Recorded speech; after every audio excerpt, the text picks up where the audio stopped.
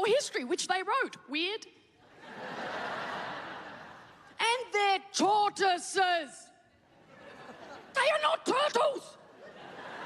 They are tortoises. Tortoises are the clomps, turtles are the flip-flips. Now, I understand that they're mutants. I get it. They are using nunchucks. This means they need to have some terrestrial dexterity experience, and this is not enough. We are not preparing our boys for the real world. What if they went to the Galapagos? Fucked.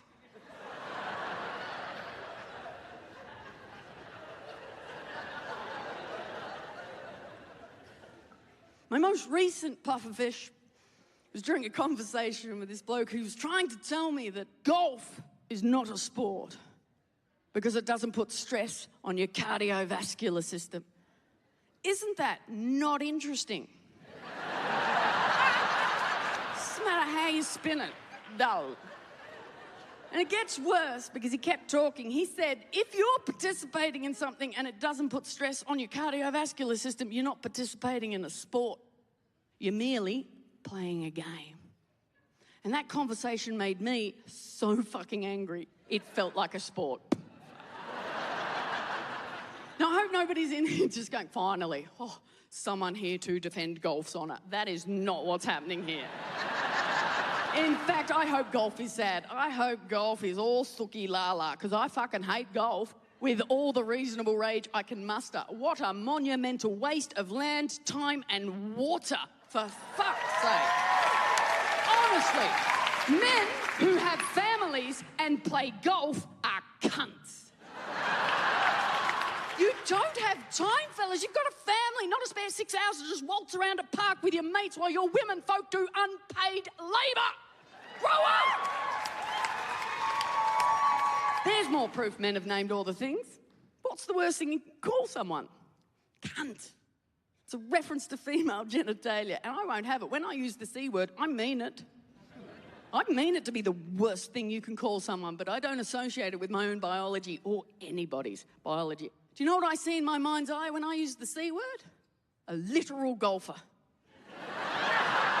Just a rich white chump in chinos and one glove. What a cunt.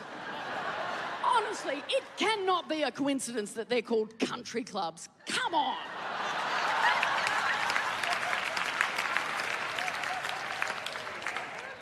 I tell you what, my last show, Nanette, gave a lot of people the pufferfish. Like, you know you've made it. And I say people, but it was only men. Hashtag not all men, okay? Of course, it's not all men. It's never been all men. Generally speaking, it's really only the men who use that hashtag. They're the ones, you know, men, pronouns, me. You know, they're the ones who go out of their way to let me know that Nanette was not comedy. Because it didn't make me laugh every step of the way. First of all, good. If that show made you laugh all the way through, what the fuck is wrong with you? Secondly, yes, I turned the laugh tap off myself. It was a decision. I stand by it. It's not like I got halfway through the show and thought, fuck, I'm out of jokes. I'll tell a sad story. I hope I won't notice. Like, I know better than anyone that what I did with Nanette was not technically comedy. But I'm also not a fucking idiot. I wanted that show to have an audience, and a broad audience. And if that meant I had to trick people by calling it comedy, that's technically a joke.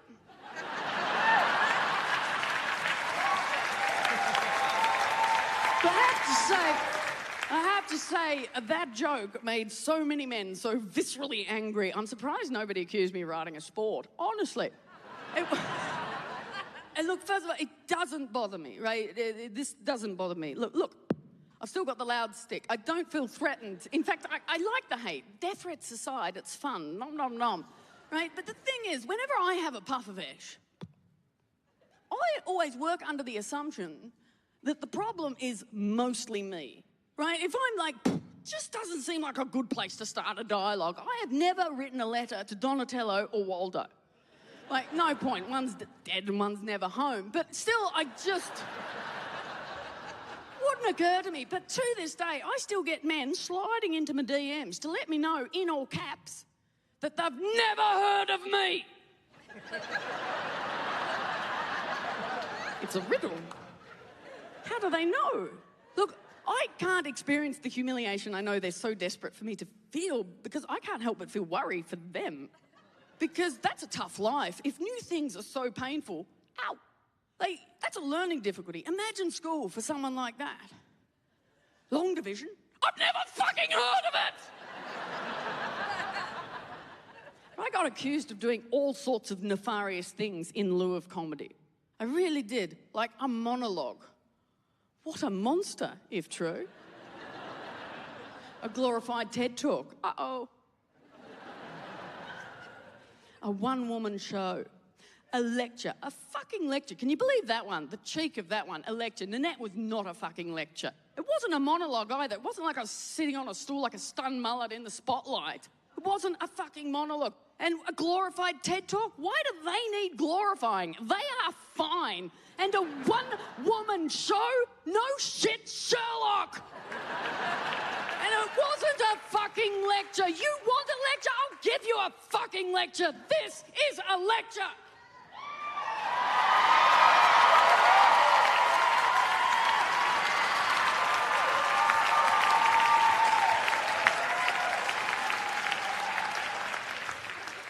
Now, there is some debate as to when the High Renaissance actually began. Some put it at 1490, while others argue it began in 1500. Either way, Donatello was fucking dead. Back in the 16th century, Karen had very, very cold hands. Give him a rub, Kaz, come on. Now, this is Raphael's School of Athens. This is where Raphael has so kindly painted all the men who named all of the things. Now, strictly speaking, these are not Raphael's contemporaries, although he has used their likeness. But basically, these are the ancient Greeks, and by the time that Raphael painted this, all the Greeks were dead. Not all the Greeks, I am so sorry. There are still a lot of Greeks alive and thriving in the world today. Hello and welcome. No, just the ancient Greeks, they are all dead. They lived on a busy road. It was built by the ancient Romans. Now, who have we got here? We've got Pythagoras. He's busy naming all the triangles. That's a cute one. Then you've got Socrates here. He took a bit of a tumble. Classic Socrates. Good with a thought, shit with a walk. Get up, mate. Arugula. Now, what were the women doing while all the men were doing the very important naming of all the things? Well, from my research, what I can gather, women were generally standing around in groups of 3, naked, just waiting for men to name all of the things. You can see it happening with this central figure here. She's saying, "What have you got in your hand there, Karen?"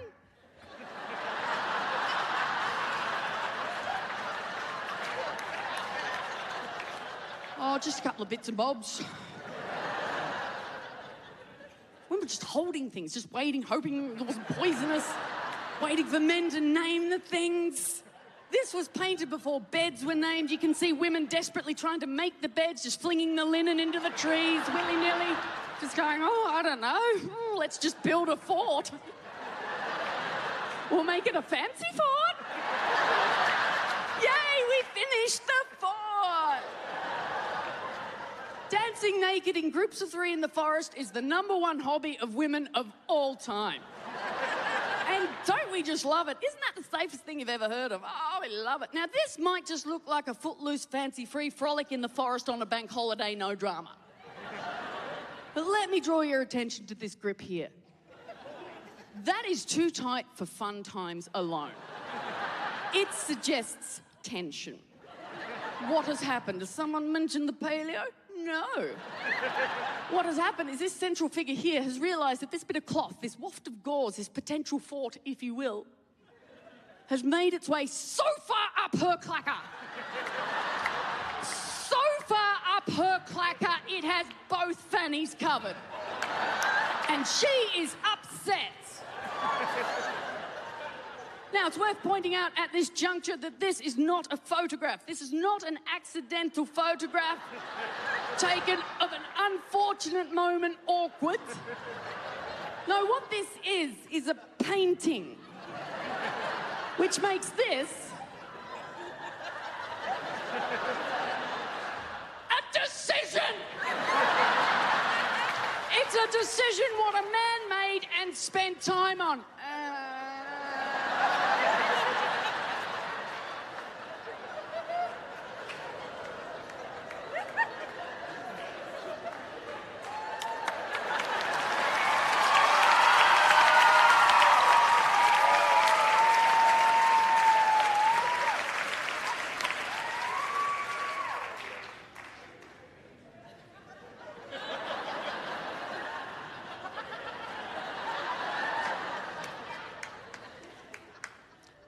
I have autism. It's a tiny monologue. I was very late diagnosed. I was only 4 years ago. Diagnosed 4 years ago. But I self-diagnosed first, which is a great way to approach any specialist. Oh, they love it. Oh, they say, tell me more about what you think. But the only reason I even thought to self-diagnose was because people kept telling me. It was usually after a show, people would just come up to me and say, I think you have autism. Now, to be fair to every single person that's ever done that to me in my life, I think they were all on the spectrum. Because that's how we roll. Pretty much, it's like, I have a piece of information you seem to be missing. You may or may not be ready to hear this information, but I'll tell you anyway, because knowledge is power, ignorance is a cage, and feelings can be dealt with. I bid you good day. My issue was I didn't understand enough about autism to understand how I could have autism. Because what we popularly understand autism to be is just something that only affects young boys what like maths a lot. And to this day, neither of those things apply to me. So people would tell me, I think you have autism. I'm like, I don't understand how you got that. I mean, sure, I've been vaccinated, but other than that, hey! Here it is. Oh, strap yourselves in. Of all the toxic myths about autism, that's got to be right up the top. Not least because we know that vaccinations do not cause autism. Do you know what causes autism? No, you fucking don't. And if you honestly think you do, your confidence is making you stupid. Now, I also know that there's nothing I can say that can change an anti-vaxxer's mind. I know that because that's not how closed minds work. They don't work. They're closed for business, right? So, like, to open a closed mind, it has to be an inside job. So I know there's nothing I can do that'll change an anti-vaxxer's mind, but I'm going to have a go anyway. I'm going to have a go. Because my theory is, by accusing them of having a closed mind, they'll be reactive and go, no, I don't, and I'll get in. Then there will be anti-vaxxers in this room, absolutely. And do not identify yourselves. Do not. That is not what's happening here. You are outnumbered. And I know you like to willfully manipulate statistics, but this is even beyond you. And also, and there will be anti-vaxxers in this room, make no mistake, because my core demographic is rich, white, entitled women, and that is a Venn diagram with a lot of crossover. But if you are an anti-vaxxer, I can guarantee you, you will not like this next bit. But if you've been laughing the whole way through the show and you suddenly stop now, everyone will know. So if that's not what you want to happen, just do a bit of this. You will not be enjoying it, just do a bit of that.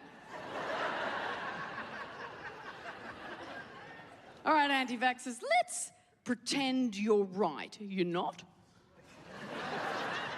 Pretending is not science, but let's pretend you're right. The vaccinations cause autism. All right. Now what? Because as somebody who exists on the autism spectrum, let me say this to you. I'm happy to take one for the team. And I'm not suggesting that autism is easy. It isn't. It is difficult. And I will not and cannot deny that. But as difficult as this life is, it's nice to have a life. And it's particularly nice to have that life in a world without polio. Polio is bad. And that is a fact, not a feeling. And I would much prefer to have autism than be a sociopath like you. Let me explain.